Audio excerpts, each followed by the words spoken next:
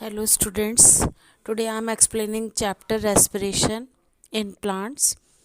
Life is the result of various metabolic activities that takes place in living organisms without interruption. These metabolic activities are of two types: anabolic, that is constructive biosynthetic activity, and catabolic, that is breaking up process.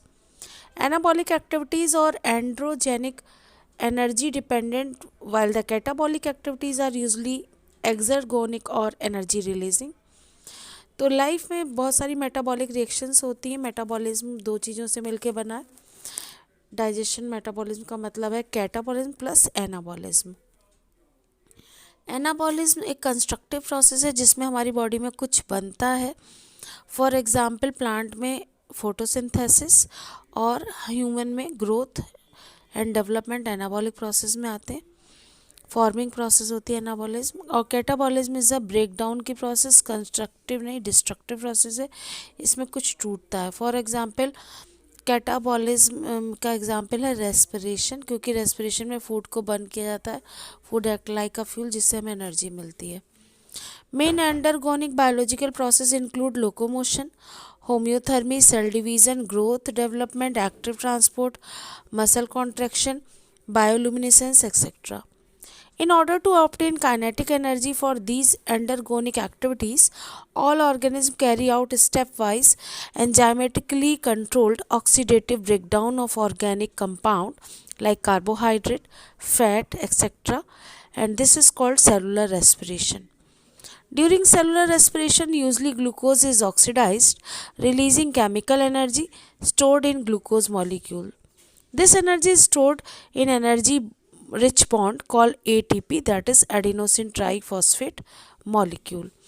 तो cellular respiration में cell के अंदर carbohydrate fat का break down होता है जिससे हमें energy मिलती है. इनकी ऑक्सीडेशन बर्निंग से एनर्जी एटीपी की फॉर्म में आती है.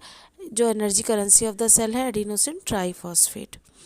सेलुलर रेस्पिरेशन की बात करें तो cellular respiration is an oxidising and energy releasing process during which glucose is oxidized either with the help of free oxygen aerobic production CO2 and H2O, or in the absence of free oxygen, that is anaerobic producing ethyl alcohol and CO2 or lactic acid with the release of energy. तो cellular respiration एक oxidising और energy releasing process होती है जिसमें glucose को oxidise किया जाता है. अगर बिना ऑक्सीजन के तो वह एनारोबिक रेस्पिरेशन होता है, और ऑक्सीजन की प्रेजेंस में किया गया तो एरोबिक रेस्पिरेशन होता है. इसकी रिएक्शन क्या होती है, रिएक्शन देख लेते हैं. C6H12O6 plus 6 molecule of oxygen anaerobic respiration में बनाते हैं 6 molecule of CO2 plus 6 H2O plus energy. Means glucose का 1 मॉलिक्यूल ऑक्सीजन के 6 मॉलिक्यूल से कंबाइन करता है एरोबिक रेस्पिरेशन में, और बर्निंग ऑफ फूड होने से 6 मॉलिक्यूल कार्बन डाइऑक्साइड के 6 मॉलिक्यूल वाटर के बनते हैं. साथ में एनर्जी मिलती है in the form of ATP. और एनारोबिक रेस्पिरेशन में ग्लूकोज का ब्रेकडाउन होता है तो इथाइल अल्कोहल मिलता है 2 मॉलिक्यूल CO2 के, साथ में एनर्जी मिलती है. For example reaction is C6H12O6 anaerobic respiration, it gives 2C2H5OH, that is ethyl alcohol plus 2CO2 plus energy in the form of adenosine triphosphate. या फिर एनारोबिक रिएक्शन हमारी बॉडी में मसल सेल में भी हो सकती है. बैक्टीरिया में तो इथाइल अल्कोहल मिलेगा, लेकिन हमारी मसल सेल में इसमें लैक्टिक एसिड का फॉर्मेशन होता है. C6H12O6 in anaerobic respiration in muscle cell provide lactic acid plus energy. अब हम देखते हैं कि रेस्पिरेशन और कंबशन में क्या डिफरेंस है. Lavoisier pointed out that both respiration and combustion, burning of coal, wood, oil, etc., are similar in several respects, but they also differ from each other. Various similarities and differences between respiration and combustion are. तो मैंने आपको बताया कि Lavoisier ने दोनों बताए थे respiration और कंबशन जो हैं उनमें क्या डिफरेंसेस और सिमिलरिटीज़ हो सकती हैं, उनके बारे में हम लोग बात कर लेते हैं. तो पहले हम देख लेते हैं कि सिमिलरिटीज़ क्या क्या होती हैं रेस्पिरेशन और कंबशन में. सिमिलरिटीज़ की बात करें तो respiration is a oxidation of organic compound, while combustion is also oxidation of organic compound. In respiration, oxygen is utilized, while in combustion, oxygen is also utilized. In respiration, CO2 and H2O are produced in respiration, and in combustion, CO2 and water vapors are produced. And in respiration, energy stored in the substrate molecule is released, and in combustion, energy is released in same type. Differences की बात करें तो respiration और combustion में क्या difference है ये देख लेते हैं. Respiration occur inside the cell, while combustion is a non-cellular process. Respiration is a biochemical process, while combustion is a physiochemical process. Respiration is a slow process, while combustion is a rapid process. Respiration is a stepwise oxidation under the biological control, while combustion is uncontrolled single-step oxidation. Respiration is energy step require a specific enzyme. In combustion, no enzyme are needed in this process.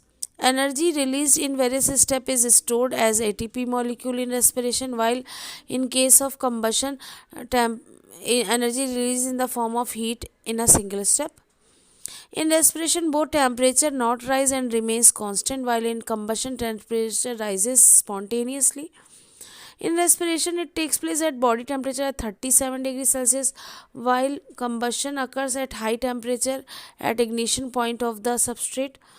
In respiration, light is not liberated except in few cases, while in combustion, light is produced during combustion.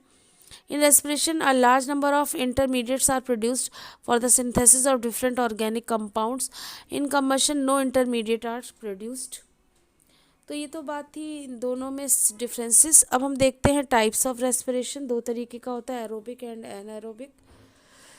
तो degradation of organic food from the purpose of releasing chemical energy can occur with और without the participation of oxygen. तो former is called aerobic respiration and latter is called anaerobic respiration. Difference की बात करें तो क्या फ़र्क है दोनों में. Aerobic respiration takes place in the presence of oxygen, while anaerobic respiration occurs without oxygen. Aerobic respiration is complete oxidation of substrate to CO2 and H2O, while anaerobic respiration in complete degradation of substrate to alcohol and CO2 or to lactic acid. Aerobic respiration is the most common method of respiration, while anaerobic respiration is of rare occurrence. Aerobic respiration में end products are non-toxic, while in anaerobic respiration organic end products are normally toxic, means poisonous, when accumulated in large amount. Accumulation means store होना. Aerobic respiration involves glycolysis cycle, Krebs cycle and terminal oxidation. While anaerobic respiration involves only glycolysis followed by incomplete breakdown of pyruvic acid. Aerobic respiration depends upon electron transport chain, while anaerobic respiration is independent of electron transport chain. In aerobic respiration, 38 ATP molecules are produced for each glucose molecule, while in anaerobic respiration only 2 molecules of ATP are produced for each glucose molecule. तो इस तरीके से हमने देखा कि क्या क्या similarities हैं रेस्पिरेशन और कंबशन में. पहले ये देखा था रेस्पिरेशन और कंबशन दोनों ही में ऑर्गेनिक कंपाउंड का ऑक्सीडेशन होता है, ऑक्सीजन यूटिलाइज होती है, CO2 और H2 प्रोड्यूस होते हैं दोनों में, रेस्पिरेशन और कंबशन में, और एनर्जी जो है वो स्टोर होती है सबस्ट्रेट मॉलिक्यूल में जो वो रिलीज़ हो जाती है. डिफरेंसेस की बात हमने की थी रेस्पिरेशन और कंबशन में. डिफरेंस रेस्पिरेशन और कंबशन में देखें तो रेस्पिरेशन सेल के अंदर होता है, जबकि कंबशन नॉन सेलुलर प्रोसेस है, जैसे लकड़ी को जलाना कंबशन है. रेस्पिरेशन एक बायोकेमिकल प्रोसेस है, जबकि कंबशन फिजियोकेमिकल प्रोसेस है. रेस्पिरेशन बहुत स्लो होता है, जबकि कंबशन की स्पीड अच्छी होती है, रैपिड है. और रेस्पिरेशन में स्टेप वाइज ऑक्सीडेशन होता है, बायोलॉजिकल कंट्रोल में होता है ये बर्निंग, जबकि combustion uncontrolled single step oxidation होता है. रेस्पिरेशन में स्पेसिफिक एंजाइम्स की ज़रूरत पड़ती है, जबकि कंबशन में कोई एंजाइम नहीं चाहिए होता है. रेस्पिरेशन में एनर्जी जो है वो ATP की फॉर्म में स्टोर होती है मॉलिक्यूल्स में, जबकि कंबशन में एनर्जी रिलीज़ हो जाती है हीट की फॉर्म में सिंगल स्टेप में. रेस्पिरेशन बॉडी टेम्परेचर पे होता है और कांस्टेंट रहता है, जबकि कंबशन में टेम्परेचर एकदम से राइज कर जाता है स्पॉन्टेनियसली. रेस्पिरेशन 37 डिग्री सेल्सियस पे होता है, कंबशन हाई टेम्परेचर पे होता है, इग्निशन टेम्परेचर जो सबस्ट्रेट का होगा उस पे, वो मिनिमम टेम्परेचर जिस पे कोई चीज़ जलती है उसे इग्निशन टेम्परेचर कहते हैं। रेस्पिरेशन में लाइट नहीं निकलती है, जबकि कंबशन में लाइट प्रोड्यूस होती है। रेस्पिरेशन में एक बहुत सारे इंटरमीडिएट प्रोड्यूस होते हैं जब सिंथेसिस होती है डिफरेंट ऑर्गेनिक कंपाउंड की, जबकि कंबशन में कोई इंटरमीडिएट का प्रोडक्शन नहीं होता है। उसके बाद हमने बात करी कि एरोबिक और एनारोबिक रेस्पिरेशन में क्या डिफरेंस होता है। एरोबिक रेस्पिरेशन ऑक्सीजन की प्रेजेंस में होता है और एनारोबिक बिना ऑक्सीजन के हो जाता है। एरोबिक रेस्पिरेशन में कंप्लीट बर्निंग होती है सबस्ट्रेट की और CO2H2O बनते हैं, जबकि एनारोबिक रेस्पिरेशन में इनकम्प्लीट डिग्रेडेशन होता है सबस्ट्रेट का और अल्कोहल CO2 या फिर लैक्टिक एसिड बनता है अगर मसल सेल में हुआ तो। एरोबिक रेस्पिरेशन जो है वो मोस्ट कॉमन मेथड है रेस्पिरेशन का। एरोबिक रेस्पिरेशन के एंड प्रोडक्ट जहरीले नहीं होते, नॉन टॉक्सिक होते हैं, जबकि एनारोबिक रेस्पिरेशन के प्रोडक्ट टॉक्सिक होते हैं जो कि लार्ज अमाउंट में एक्यूमुलेट होकर इकट्ठा हो जाते हैं। एरोबिक रेस्पिरेशन में जो साइकिल इन्वॉल्व होती हैं वो है ग्लाइकोलिसिस, क्रेब्स साइकिल और टर्मिनल ऑक्सीडेशन, क्योंकि ग्लाइकोलिसिस से फिर हमें सिर्फ 2 ही ATP मिलते हैं और हमारी बॉडी हाईली कॉम्प्लेक्स है, हमें ज़्यादा एनर्जी चाहिए होती है, तो हमारे अंदर एक और साइकिल चलती है क्रेब्स साइकिल, जिससे 15 ATP मिलते हैं क्रेब्स साइकिल से। और ग्लाइकोलिसिस से जो लास्ट प्रोडक्ट पायरुविक एसिड बना था, पायरुविक एसिड के 2 मॉलिक्यूल बने थे ग्लाइकोलिसिस में। इसकी वजह से क्रेब्स साइकिल में एक साथ 2 मॉलिक्यूल एंटर करते हैं और पायरुविक एसिड के एक मॉलिक्यूल से क्रेब्स साइकिल 15 ATP देता है, तो 2 मॉलिक्यूल से ये 30 ATP देता है। जबकि एनारोबिक रेस्पिरेशन में केवल ग्लाइकोलिसिस चलती है। हमने आपको बताया था कि प्रोकैरियोट हो या यूकैरियोट हो, ग्लाइकोलिसिस जो है वो सब में चलती है, जिससे 2 ATP का गेन होता है, क्योंकि बनते तो 4 ATP हैं, पर पहले इसने 2 ATP बोरो किए थे पिछली साइकिल से, तो 4 - 2 तो नेट गेन केवल 2 ATP का ही होता है। ग्लाइकोलिसिस साइटोप्लाज्म में चलती है, जबकि क्रेब्स साइकिल और इलेक्ट्रॉन ट्रांसपोर्ट सिस्टम या इलेक्ट्रॉन ट्रांसपोर्ट चेन माइटोकॉन्ड्रिया में चलती हैं। क्योंकि वी आर हाईली कॉम्प्लेक्स, इसलिए हमें क्रेब्स साइकिल और इलेक्ट्रॉन ट्रांसपोर्ट सिस्टम भी साइकिल चलवानी पड़ती हैं। तो एरोबिक रेस्पिरेशन में 38 ATP मॉलिक्यूल एक ग्लूकोज के ब्रेकडाउन से बनते हैं, जबकि एनारोबिक रेस्पिरेशन में केवल 2 ही मॉलिक्यूल ATP के बनते हैं एक ग्लूकोज के मॉलिक्यूल के ब्रेकडाउन से, क्योंकि वहाँ पर इनकम्प्लीट कंबशन होता है। तो उम्मीद करती हूँ कि आपको ये वाले सारा पोर्शन समझ में आ गया होगा, और अगर आपको मेरा ये वीडियो पसंद आया तो please subscribe, share and like my channel. Thanks for watching. फिर इसका जो नेक्स्ट पोर्शन है इस चैप्टर का, वो हम लोग अगले वीडियो में डिस्कस करेंगे। Thank you so much.